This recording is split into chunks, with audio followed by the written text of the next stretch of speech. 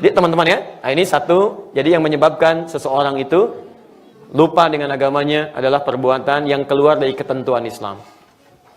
Oke, ini poinnya.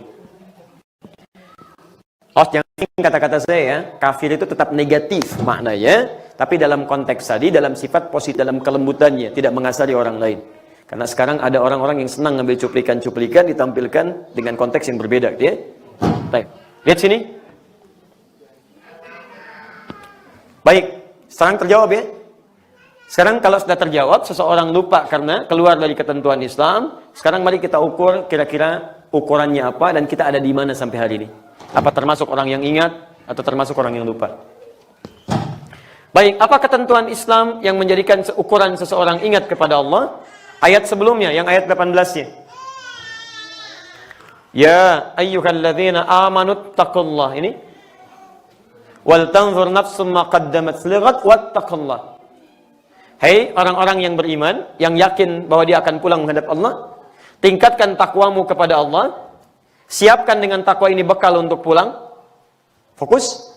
Bekal untuk kembali kepada Allah. Ini, yang nomor 2. Disebut langsung oleh Al-Quran, namanya takwa. Jadi kalau ada di antara kita sekarang misal, atau saya pribadi, atau kita semua, ada yang keluar dari jalur takwa, berarti dia sedang keluar dari ketentuan Islam, harus kembali lagi kepada rel yang dibenarkan. Paham sampai sini? Baik, bekalnya disebut dengan takwa. Ini. Oke. Ini saya simpan sebentar. Nah ini agak sedikit menegangkan, nanti nggak enak makan lagi kalau diterangkan ini.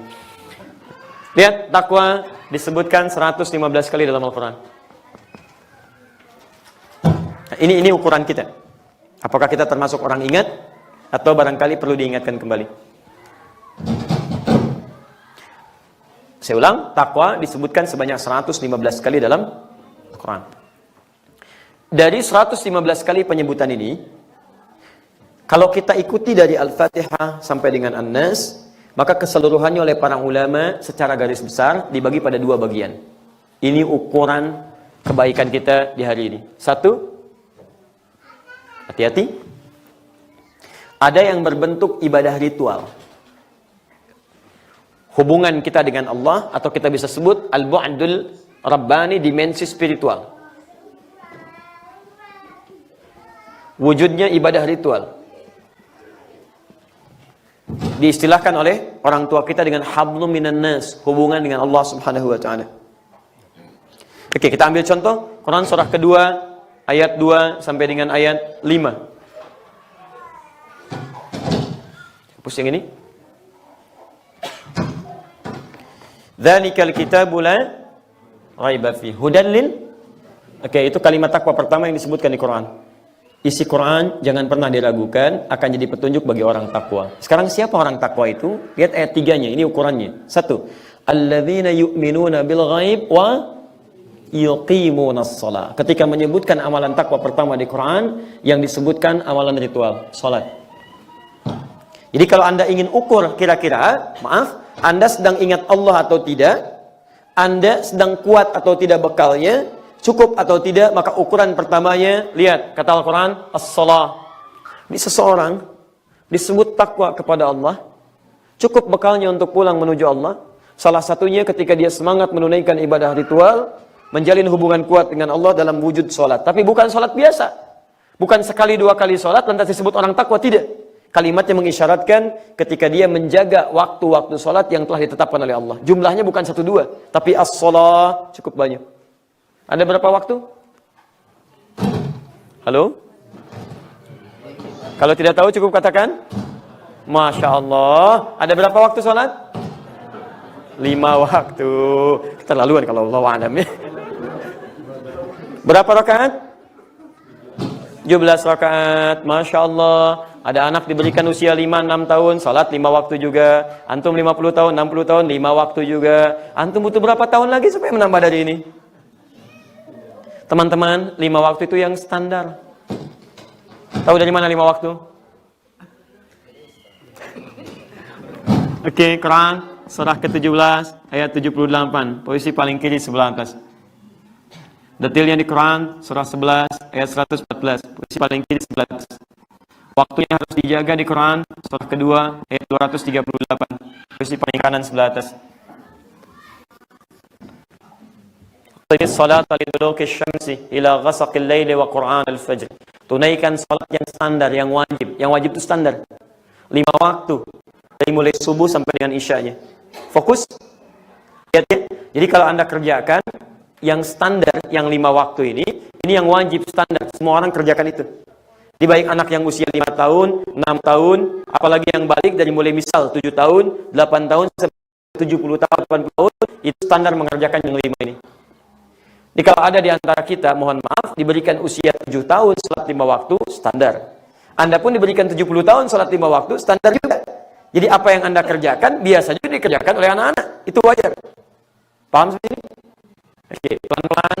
Jadi kalau Anda menunaikan salat di bawah yang 5 waktu, berarti sedang di bawah standar. Oke, lihat ukurannya. Bagaimana seseorang disebut takwa? Salah satunya. Jadi yang 5 waktu dulu ya. Yang ini dulu.